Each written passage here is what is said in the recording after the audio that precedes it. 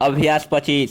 जो लोग रात दिन अपना खून पसीना एक करते हैं और सुबह से शाम तक काम में लगे रहते हैं, उनके लिए यह कदम उठाया जा रहा है, जिसका मैं हृदय से समर्थन करता हूं।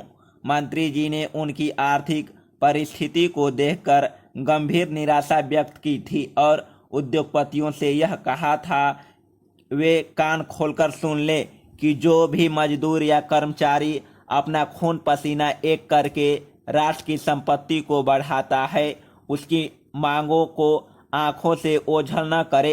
मैं उनकी इस चेतावनी का हृदय से स्वागत करता हूं और अपने हृदय पर हाथ रखकर आपको बताना चाहता हूं कि उत्तर से दक्षिण तक और पूर्व से पश्चिम तक जहां कहीं भी कल से आज तक मैं घूमा हूं, मैंने यही पाया है कि जो लोग हाथ पर हाथ रखकर बैठे रहते हैं, उनको सब सुविधाएं उपलब्ध हैं।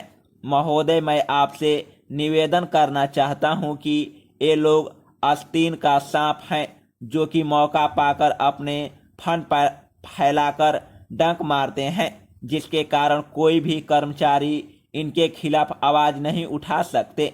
ये लोग एन केन प्रकरण अपना असर उद्योगपतियों पर डालते हैं और हाथ पर हाथ रखकर बैठे रहते हैं। अतः इन विषमताओं को दूर करने के लिए यह आवश्यक है कि इस संबंध में उपयुक्त कानून बनाया जाए, ताकि उद्योग में ये लोग भागीदार बन सके और उसमें होने वाले लाभ में भी हिस्सा उनको मिल सके।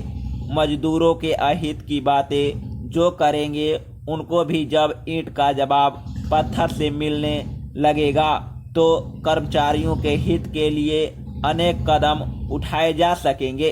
जो लोग सिर पर पत्थर रखकर ले जाते हैं, उनकी भी मजदूरी तय की जानी चाहिए।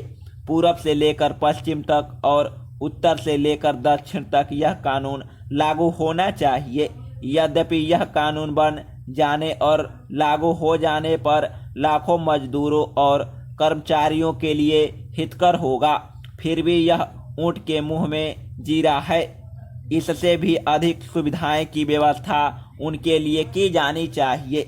मजदूरों की उद्योग के प्रबंध में हिस्सेदार बनाना अब छोटा मुंह बड़ी बात नहीं होगी, क्योंकि अनेक प्रगतिशील एवं समाजवादी देशों में ऐसा प्रबंध किया जा चुका है कि उसको उद्योग का समस्त कारोबार मजदूर लोग ही करते हैं। अतः मैं इस विधेयक का सहर्ष स्वागत करता हूं और दूसरे सदस्यों से भी इसका सहर्ष स्वागत करने के लिए निवेदन करता हूं। हमने अधिकांश में यह पाया है कि जब कभी मजदूरों के लिए कोई कानून बनता है, तो कुछ उद्योगपति सिर पर हाथ रखकर सोचने लगते हैं। उनको अब यह समझ लेना चाहिए कि अब शोषण का समय नहीं रह गया है। अब मजदूर डंडे का जवाब डंडे से दे सकता है। अतः जो कुछ भी सुविधाएं देने के लिए सरकार द्वारा कदम उठाए जाएं, उनका हर एक को हृदय से स्वागत करना चाहिए।